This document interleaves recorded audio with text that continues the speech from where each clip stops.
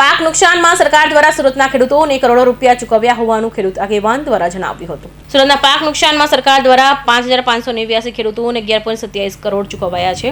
ખેડૂત આગેવાનોએ સરકારની કામગીરીને વખાણી હતી તો ખેડૂતોએ આગેવાન જયેશ દેલાડે જણાવ્યું કે છેલ્લા દિવસ સુધી કુલ 19,295 ખેડૂતોની અરજી કરી હતી. બાકી ખેડૂતોને અઠવાડિયામાં ચૂકવણી થઈ જશે. ઓલપાડ સૌથી વધારે 4.91 કરોડ અસહાય ચૂકવાઈ છે.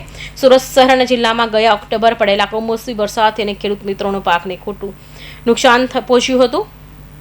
સરકાર દ્વારા ટૂંકા સમયમાં સર્વે કરી પ્રાથમિક તબક્કામાં જ રાહત પેકેજ હેઠળ સહાય ચૂકવણી કરી દેવાઈ છે. માત્ર 10 દિવસમાં સુરત જિલ્લાના 5589 ખેડૂતોને બેંકના ખાતામાં કુલ 1127 કરોડની સહાય સીધી જમા કરવામાં આવી છે. તાલુકા પ્રમાણે કરવામાં આવેલા વિતરણના આંકડા મુજબ ઓલપાડ તાલુકામાં સૌથી વધારે 2006 ખેડૂતોને રૂપિયા 4.91 કરોડની સહાય ચૂકવાઈ છે. મહુવા, માંડવી અને ઉમરપાડા તાલુકામાં પણ સહાયમાં ટોચના 4 તાલુકામાં છે. સમગ્ર ગુજરાતમાં નવેમ્બર મહિનામાં જે માવઠું થયું એને કારણે ખેડૂતોને ખૂબ જ મોટું નુકસાન થયું હતું ને એના અનુસંધાનમાં રાજ્ય સરકારે 10,000 કરોડનું માતબર પેકેજ જાહેર થયું અને ખેડૂતોને મદદ કરવાની જે વાત થઈ ખેડૂતોએ પણ સહર્ષ અને સ્વીકારી.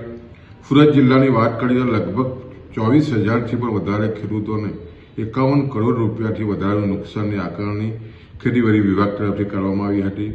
અને જે રીતે તમે જુઓ તો ગઈકાલ સુધી લગભગ 5500 ખેડૂતોના ખાતામાં લગભગ 11 કરોડથી પણ વધારેની રકમ જમા થઈ ગઈ છે.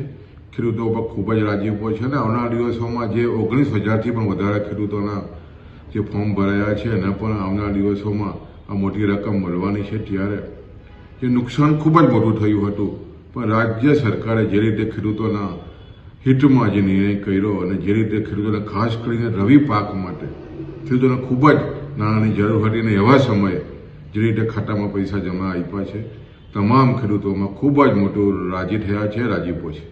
રાજ્ય સરકારે પાક નુકસાની બદલ કૃષિ રાહત પેકેજ જાહેર કરાતા સુરત જિલ્લામાંથી મોટી સંખ્યામાં અરજીઓ આવી હતી.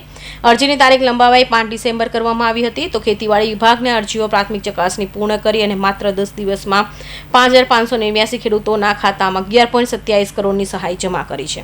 આ ઝડપી ચૂકવણી કારણે ખેડૂતોને તાત્કાલિક આર્થિક શ્વાસ મળ્યો છે. કોઈ ખેડૂતો રાહ ન જુએ એ માટે સહાયની પ્રક્રિયા દિવસ રાત ચલાવવામાં આવી રહી છે. જે ખેડૂતોની વિગતો પૂર્ણ થાય તેમના ખાતામાં તરત સહાય જમા કરવામાં આવે છે.